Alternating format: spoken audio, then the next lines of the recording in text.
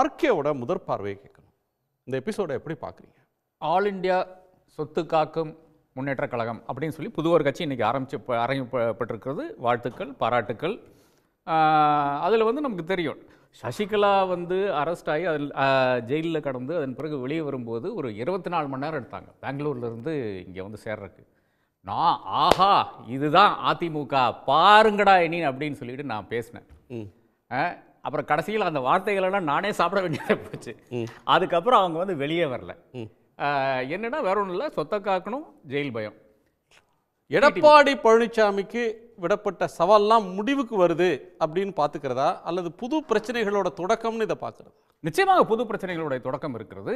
ஏனென்றால் இவர்களுடைய existential issue என்னன்னா, எடப்பாடி பழனிசாமிக்கு டெஃபினட்டாக அவரை வந்து வீக்கெண்ட் பண்ண வேண்டும் என்றுதான். அது பாஜகவுக்கும் பிடித்த விஷயமா இருக்கு. ஏனென்றால் இன்னமும் பாஜக வந்து இவர்தான் முதல்வர் வேட்பாளர் என்று சொல்லவில்லை.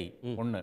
ரெண்டாவதாக எடப்பாடி பழனிசாமி வீக்கனாக பாஜகவுக்கு ஒன்று அதிக சீட்டு இந்த பேரம் பேசுறதுல வந்து தாராளமாக சீட்டு கொஞ்சம் அதிகமாக வரும். ரெண்டு. இந்த ரெண்டு விஷயங்களுக்காக இப்போ நிச்சயமாக எடப்பாடி பழனிசாமி கொஞ்சம் வீக்கெண்ட் பண்ண வேண்டும். அதற்கு இந்த ஆல் இண்டியா சொத்து சேர்க்கும் முன்னேற்ற கழகம் வந்து தாராளமாக உதவும் என்று நான் கருதுகிறேன். ஏனென்றால் இவர்கள் முழுக்க அவருடைய பிடியில் தான் இருக்கிறார்கள், பாஜகனுடைய பிடியில் தான் இருக்கிறார்கள். சொத்து சேர்க்கும் முன்னேற்ற பன்னீர்செல்வம், டிடிவி பன்னீர்செல்வம், சசிகலா, இன்னைக்கு வந்து செங்கோட்டையன் எல்லாமே பிஜேபி. ஏன்னா செங்கோட்டையன் நாம் வந்து தனித்து பார்த்திருக்கலாம். ஆனால் அதுல என்ன பிரச்சனை, நிர்பந்தம் ஒன்றும் இல்லையே. இப்ப அவர் மேல இடி கேஸ் இல்ல, ஃபெரா கேஸ் இல்ல, எலெக்ஷன் கமிஷன் கேஸ்ல எதுவும் இல்ல. அந்த கட்சியோட மூத்த தலைவர்கள்ல ஒருத்தர், தொண்டர்களால மதிக்கப்பட்டு வந்த ஒரு தலைவர். ஆமா, கரெக்ட். ஏன் அமித்ஷா போய் பார்க்கறாரு? அதை ஏன் நம்மகிட்ட வந்து என்னது ஹரித்வாரில் போய் எனக்கு என்ன மன நிம்மதிக்காக நான் வந்து பிரார்த்தனை செய்ய போறேன்னு ஏன் சொல்றாரு?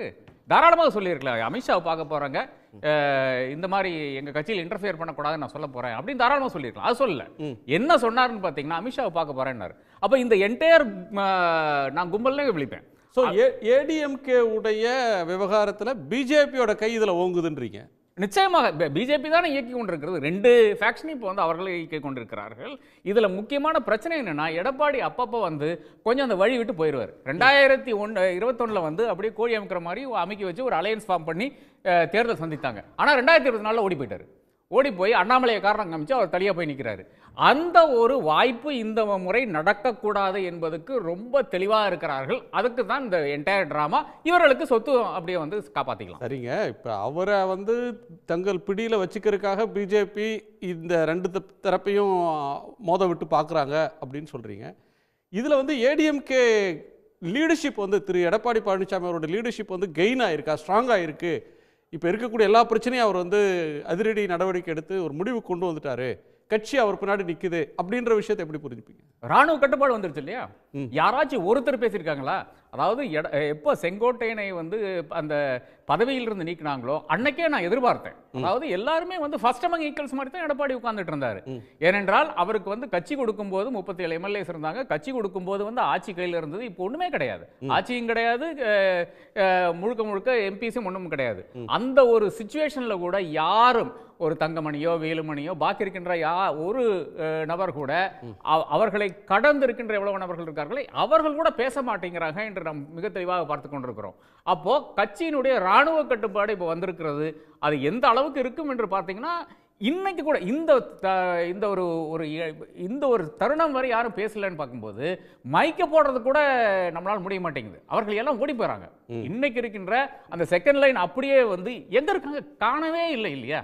அப்போ அதனால என்னை பொறுத்தவரை வந்து எடப்பாடி பழனிசாமியோட கை ஓங்கி இருக்கிறது, அவர் கையில் இன்னைக்கு கட்சி இருக்குது என்றுதான் எனக்கு தெரிந்தவரை இருக்கின்ற ஒரு உண்மையா இருக்கு. உடனுக்குடன் செய்திகளை தெரிந்து கொள்ள சன் நியூஸ் பெல் ஐகானை கிளிக் பண்ணுங்க.